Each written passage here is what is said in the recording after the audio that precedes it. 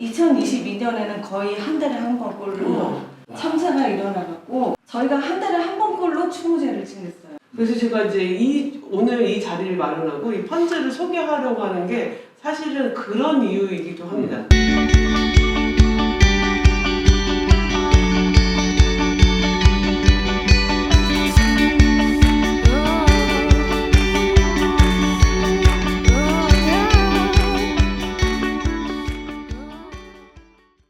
네, 안녕하세요. 네, 오늘은 저희가 특별한 손님 두 분을 모시고 이야기를 나누려고 하는데요.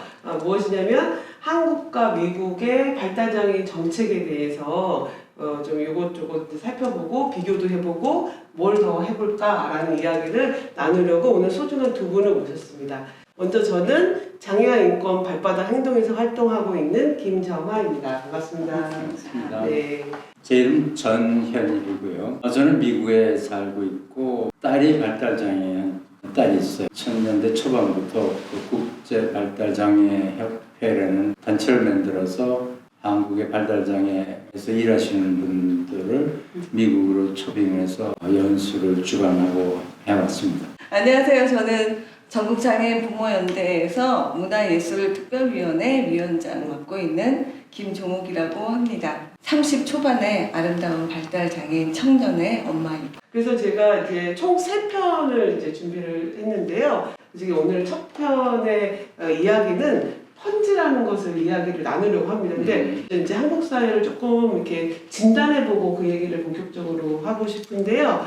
가족 안에서 이렇게 조금 이제 자녀를 죽이고 부모가 자살하는 이런 사건들이 좀 많이 발생했거든요. 그래서 그런 일들이 한국 사회에서 왜 일어나고 한국에 지금 부모님들이 어떤 마음이길래 그런 상황이 벌어지는지에 대해서 먼저 김종욱 대표님한테 먼저 이야기를 듣고 싶어요. 근데 해마다 발달장애인 가족에 저희는 참사라고 얘기하는데 자녀를 죽이고 본인도 목숨을 끊는 일들이 계속 있었어요.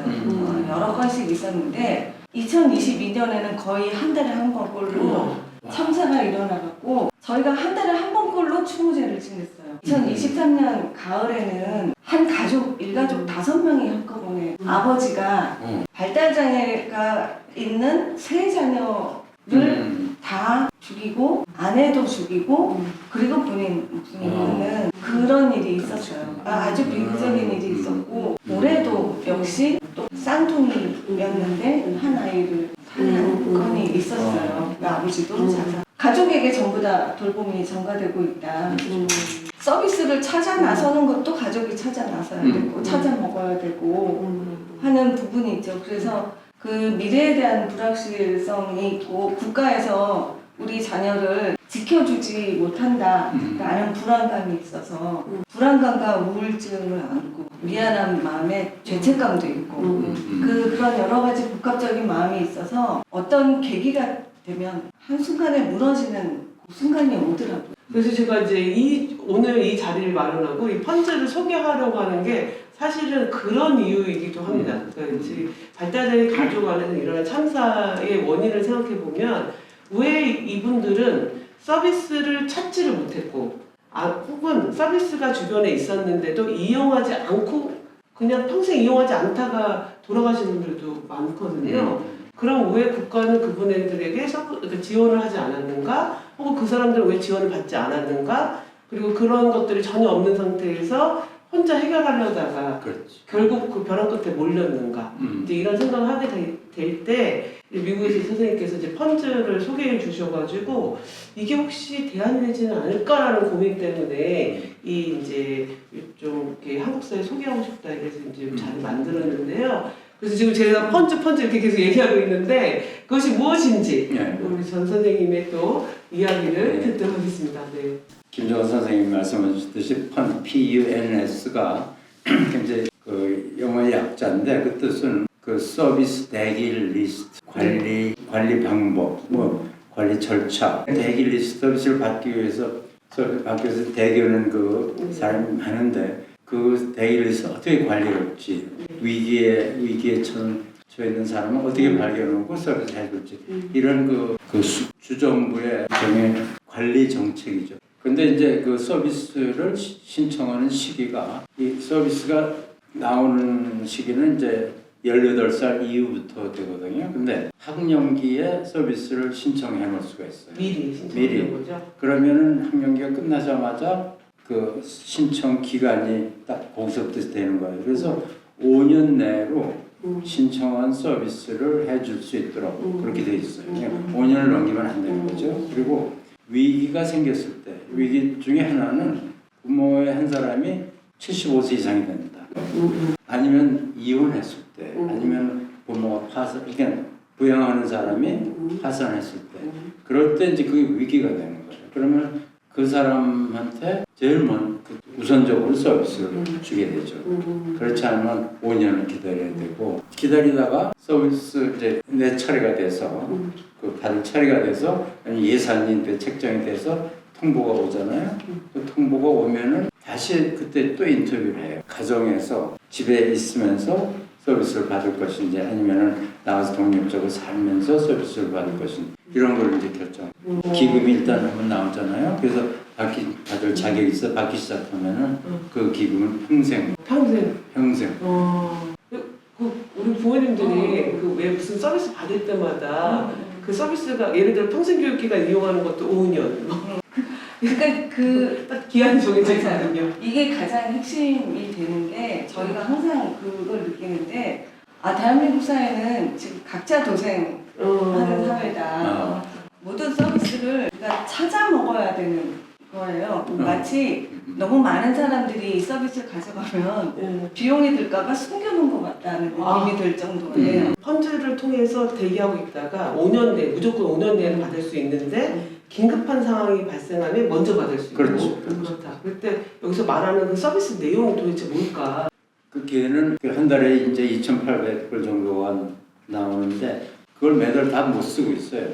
내가 받는 서비스는 예를 들어 이제 교회를 가는데 한 30분쯤 떨어진 데 교통 이동 그런 지원이 있고 요새 직장을 잊어버렸어요. 일을 하다가 그래서 직장을 구하는 그런 서비스 받고 취업할 수 없는 취업.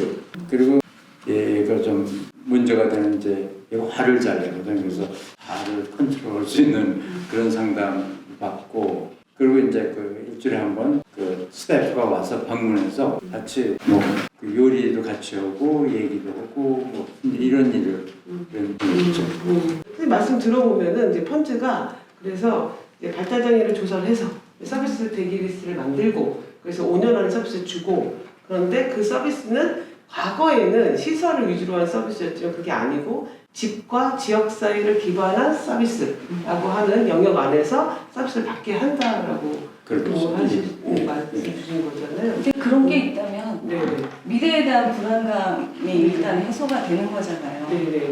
그리고 또 한 가지 그 주정부에서 예산을 세울 때 이게 지금 필요한 게 몇 퍼센트 정도 예산이 되고 있다. 이 정도를 분명히 알게 되는 거죠.